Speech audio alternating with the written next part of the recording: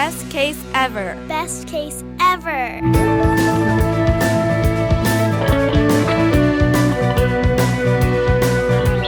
Yes, this is EM Case's Best Case Ever mini podcast series, and I'm your host, Dr. Anton Hellman.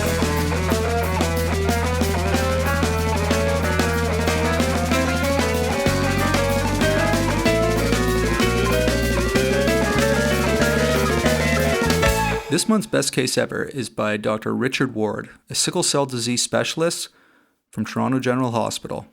He's going to tell us his best case ever when it comes to a sickle cell pain crisis gone bad. Dr. Ward, let it rip. Thanks, Anton. So I suppose this is not really a best case ever. It's most disastrous misadventure I've come across in sickle cell. So this is a 24-year-old gentleman who presented to Genis General Hospital with a sickle cell pain episode. It had about a 3-day history of generalized bone pain, quite typical for his sickle cell.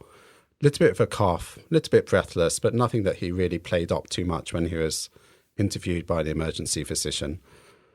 His vital signs were quite stable. He had a little bit of hypoxia. O2 saturations were about 92% on air. Blood pressure and heart rate was fairly normal.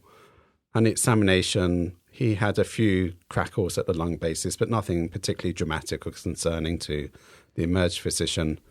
And the liver and spleen were not enlarged. There was no sign of any ulceration or osteomyelitis going on. And his routine blood works were fairly unremarkable for someone with sickle cell. So his hemoglobin was about 70, which is more or less his baseline. His bilirubin was slightly high, in keeping with ongoing hemolysis from his sickle episode. And his renal function was normal, with a low normal creatinine, as we would expect for someone who's hyperfiltrating from some sickle renal disease. So there are really no red flags for the emergency physician. He was parked and emerged and monitored over the next few hours.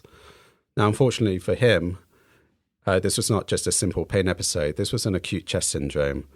And what happened over the next few hours that he very rapidly deteriorated. He developed progressive hypoxia, which was documented as increasing oxygen requirements. So going from 2 litres nasal prong to 4 litres to 5 to 6 to 10 litres oxygen, rebreathable mask.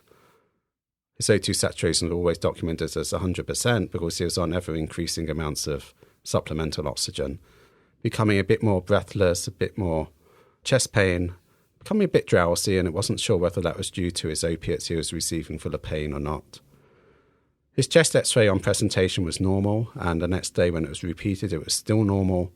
And when he was seen by the medicine team, they felt that he had a pain episode, minor respiratory symptoms, and his oxygen saturations were fine at 100%, not realizing, of course, that there was 100% on 10 litres rebreathable mask.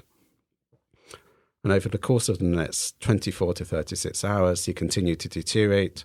Repeat blood work showed that his creatinine was going through the roof, his liver function was deteriorating significantly, and was starting to decompensate from a respiratory point of view, despite being on 10 litres of oxygen. And unfortunately, he then had an arrest.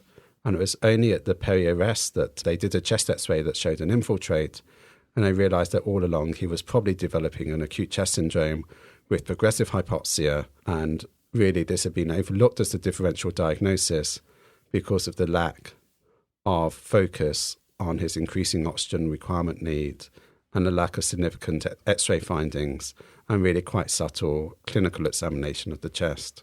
So what would you tell the emergency doctors out there in terms of picking up early signs of acute chest syndrome so that these sorts of things won't happen again? My advice would be don't wait until the patient's dead before thinking about acute chest syndrome. That's probably a little bit too late to give them an exchange transfusion. Really, the key is hypoxia. If someone is a hypoxic, this is acute chest syndrome until you prove otherwise in someone with sickle cell disease. It doesn't matter about the degree of respiratory symptoms, the degree of x-ray changes. The hypoxia is driving the sickling, it's driving the acute chest syndrome, and you need to terminate that by giving a transfusion, and giving a transfusion early to prevent a bad outcome.